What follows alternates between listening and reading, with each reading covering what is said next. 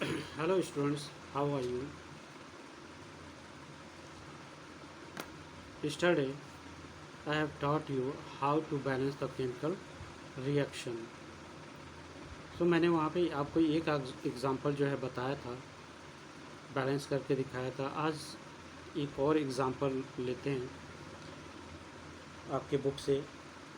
यहाँ पे दिया हुआ है tin oxide is heated with hydrogen gas to get the metal and water vapour, write balance chemical equation for the reaction. तो यहाँ पे जो इक्वेशन दिया गया है या रिएक्शन दिया गया है वो वर्ड फॉर्म में या वर्ड इक्वेशन में दिया गया है, ठीक है। तो वर्ड इक्वेशन हम इसको कैसे लिखेंगे? Tin oxide plus hydrogen it gives tin plus water.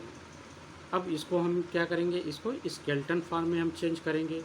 तो टिन ऑक्साइड का SnO2, हाइड्रोजन का H2, टिन का Sn और वाटर का H2O। अब इसके बाद से हम तीसरा जो स्टेप होगा उसमें हम क्या करेंगे? एक चार्ट बनाएंगे और एक तरफ हम देखेंगे कि नंबर रिएक्टेंट में नंबर ऑफ एटम कितने हैं और प्रोडक्ट साइड में नंबर ऑफ एटम्स कितने हैं। यहाँ पे कितने एलिमेंट्स जो पार्टिसिपेट कर रहे हैं? एक टिन पार्टिसिपेट कर रहा है, एक ऑक्सीजन पार्टिसिपेट कर रहा है और तीसरा हाइड्रोजन जो है पार्टिसिपेट कर रहा है। ओके, अब यहाँ पे रिएक्टेंट साइड में हम देखेंगे कि कितना जो है टिन कितने हैं। तो एक टिन है, प्रोडक्ट में भी एक ही टिन है, ऑक्सीजन जो है 2 है और इधर ऑक्सीजन 1 है, हाइड्रोजन जो है 2 है और इधर ऑक्सीजन 1 है, ठीक है। तो टिन को हमें बैलेंस करने की ज़रूरत नहीं है, ये ऑलरेडी क्या है? बैलेंस्ड है, दोनों तरफ एक एक है। लेकिन ऑक्सीजन में रिएक्टेंट में दो हैं और प्रोडक्ट में एक ही है। हाइड्रोजन जो है रिएक्टेंट साइड में 2 हैं और प्रोडक्ट साइड में 2 हैं, यानी कि हाइड्रोजन भी क्या है? बैलेंस्ड है, इसको भी बैलेंस करने की ज़रूरत नहीं है। अब ऑक्सीजन को हम कैसे बैलेंस करेंगे? अगर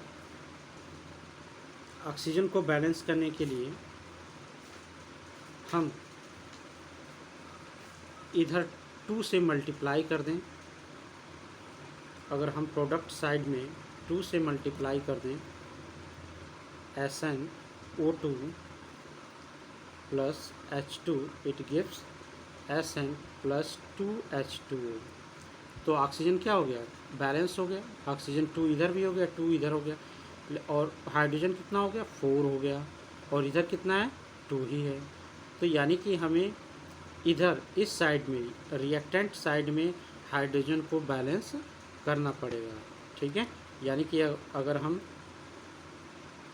SnO2 प्लस 2H2 कर दें तो ये क्या हो जाएगा? Sn प्लस 2H2O, ये बैलेंस्ड हो जाएगा, ठीक है। तो ये एक बैलेंस्ड इक्वेशन हमने लिख दिया।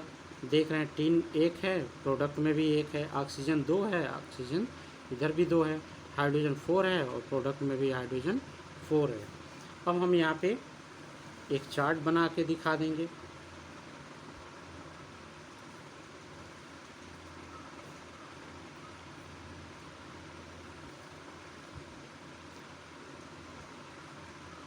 Element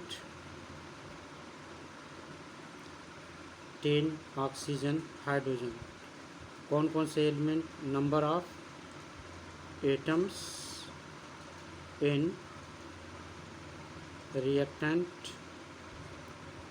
number of atoms in product, ठीक है। तो टिन कितना है?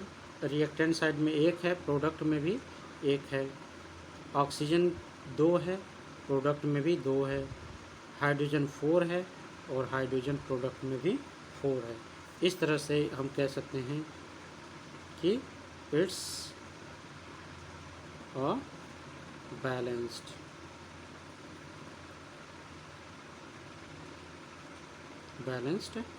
इक्वेशन। इस तरह से ये इक्वेशन क्या हो गया? बैलेंस हो गया। Okay, I hope that it's clear right now. अब जो इसमें और भी एग्जांपल आपके दिए गए हैं आपके बुक में, तो उसको आप लोग देख लीजिएगा।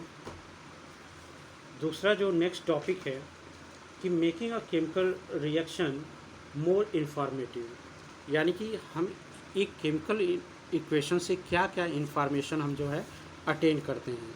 ठीक है, क्या क्या इंफॉर्मेशन एक केमिकल रिएक्शन शो करता है। जैसे यही केमिकल रिएक्शन दिया हुआ है, तो इस केमिकल रिएक्शन से हमें क्या क्या जो है इंफॉर्मेशन मिलता है, इस टॉपिक में बताया गया है।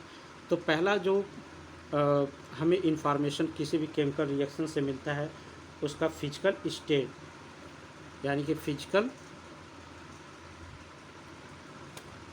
State of reactant and products.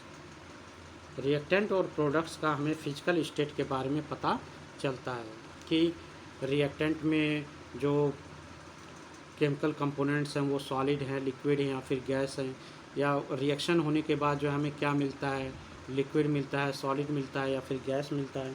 ये जो है एक केमिकल रिएक्शन जो है हमें बताता है।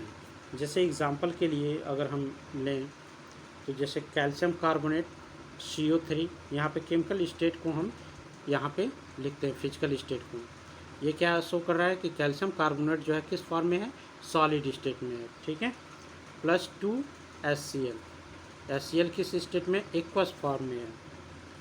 जब इसका रिएक्शन होता है तो ये बनता है CaCl2 that is aqueous plus H2 liquid plus CO2 gas. ठीक है, CO2 गैस के रूप में निकलता है। ये शो कर रहा है कि हम रिएक्टेंट जो है सॉलिड और एक्वस लिए थे, लेकिन जो प्रोडक्ट है वो हमें क्या प्राप्त हुआ, एक्वस प्राप्त हुआ, लिक्विड प्राप्त हुआ और गैस जो है प्राप्त हुआ। ठीक है, दूसरा जो हमें इंफॉर्मेशन मिलता है रिएक्शन कंडीशन के बारे में, यानी कि वहाँ पे कौन कौन से कंडीशन अप्लाई करके जो है हम उस रिएक्शन को प्रोसेस में ला रहे हैं। ठीक है, कितना टेम्परेचर दे रहे हैं, कितना प्रेशर दे रहे हैं, या कौन सा कैटेलिस्ट के प्रेजेंस में वो रिएक्शन हो रहा है, ये सभी